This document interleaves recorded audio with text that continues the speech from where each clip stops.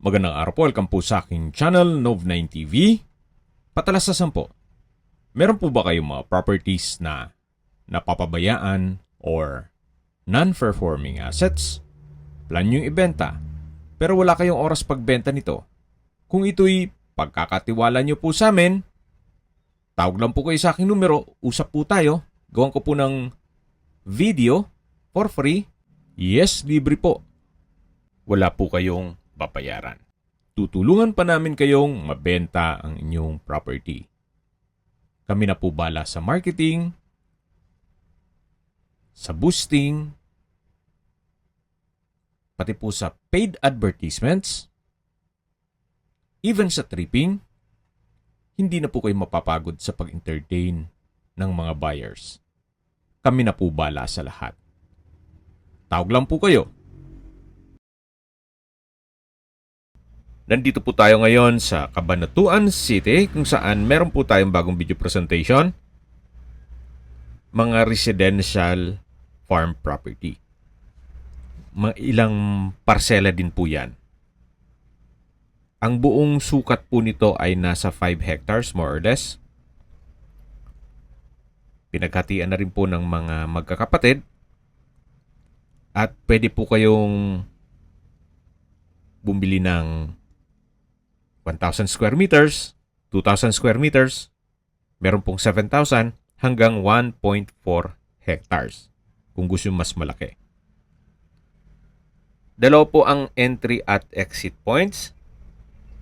Isa po sa main barangay road na kung saan dito po ako nakapwesto ngayon.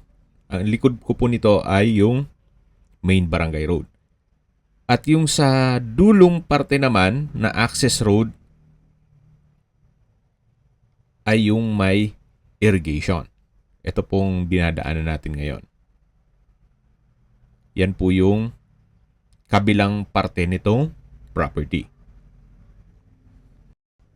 Meron na pong right of way mula po dito sa kabilang side na may irrigation hanggang dun sa may barangay road.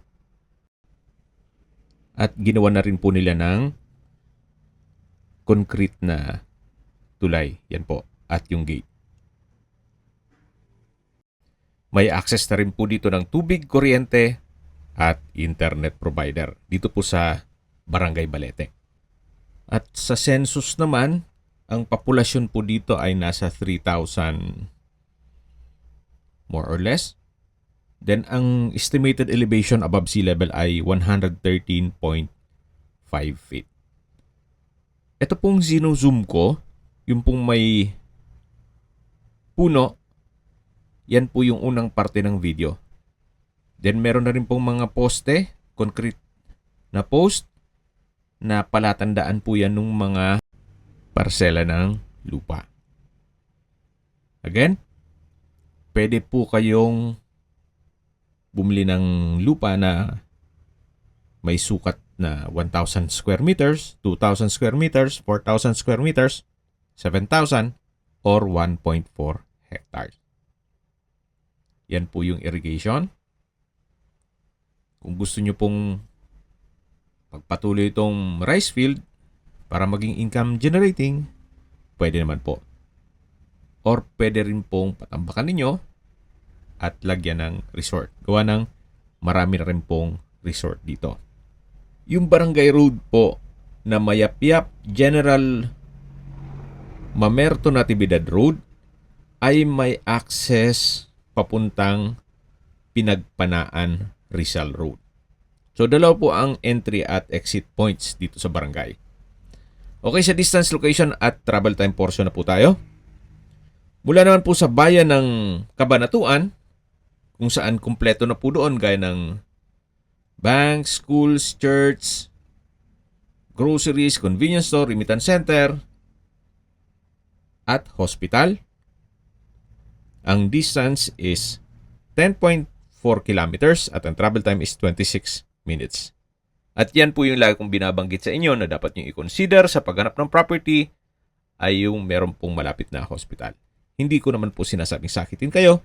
Yan naman po for emergency purpose lang naman. At mula naman po sa CLX Tarlac exit, ang distance is 42.2 kilometers at ang travel time is 51 minutes. Mula naman po sa Baguio, ang distance is 166.4 kilometers at ang travel time is 2 hours and 53 minutes. Mula naman po sa Baler, kung saan marami pong mga beach resorts, ang distance is 116.7 kilometers at ang travel time is 2 hours and 57 minutes. Kung manggagaling naman po sa Manila, ang distance is 166 kilometers at ang travel time is 2 hours and 42 minutes.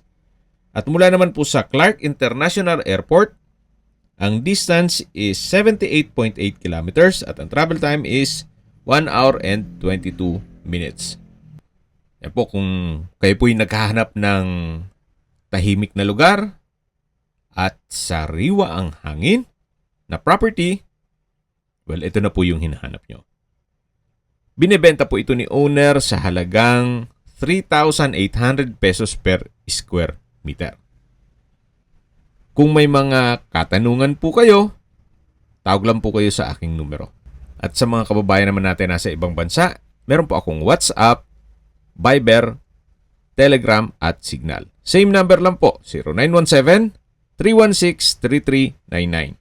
Sa mga nagtatanong naman po ng aming Facebook, meron po aming Facebook page na Nov9TV at Facebook Real Video. Meron din pong TikTok at Instagram. May ibang YouTube channel po kami, the Nov9TV channel, Nov9TV Listings, Nov9TV On The Spot, Nov9TV Updates, at Nov9TV House Rental. Sana po naibigyan nyo ang video presentation. Paki-like and subscribe na lang po sa aking channel para ma-update din po kayo sa aking future listings. Kung sakali po hanap nyo yung mas malaking sukat ng lupa, meron din po kami ibang listings na pwede nyong pagpilian. Huwag po kayong mag-atubiling tumawag sa amin. Then, let us know your budget para malaman namin kung anong property pwede naming ilog sa inyo. Sa lahat pong viewers, subscriber at nagtiwala po sa amin, salamat po sa suporta. Ingat po kayo lagi at yung pamilya. Maraming salamat po.